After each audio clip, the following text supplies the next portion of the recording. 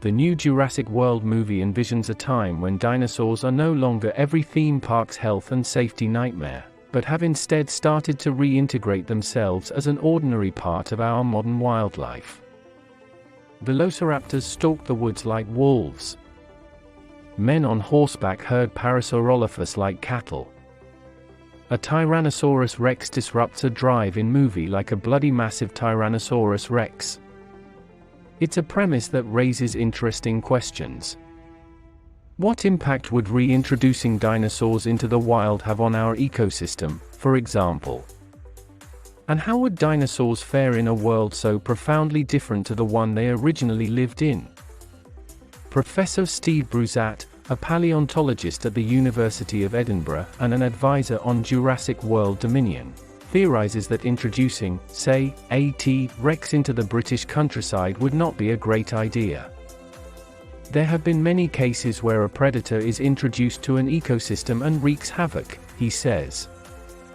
It's happened when we brought rats or dogs to new islands, so just imagine something at the T-Rex's scale. It could certainly lead to some mammals going extinct. It's not only carnivores that would disrupt the ecosystem, however. Giant herbivores like Brontosaurus could have a profound effect on crops and other plants that are important medicinally, says Bruzat. Even the most conservative estimates say that sauropods would have eaten hundreds of pounds of leaves and stems every day. But there is a question of whether dinosaurs could even survive long enough in our modern world to have any lasting impact at all. Dinosaurs like Brontosaurus, Diplodocus and Brachiosaurus lived in the Jurassic, says Bruzat. There were no fruits or flowers. Flowering plants were not even around until the early part of the Cretaceous. The vast majority of dinosaurs would never have seen a flower. Their diets were based on totally different types of plants. So whether they could even eat most of the food available to them today would be a really big question. And then there's our climate.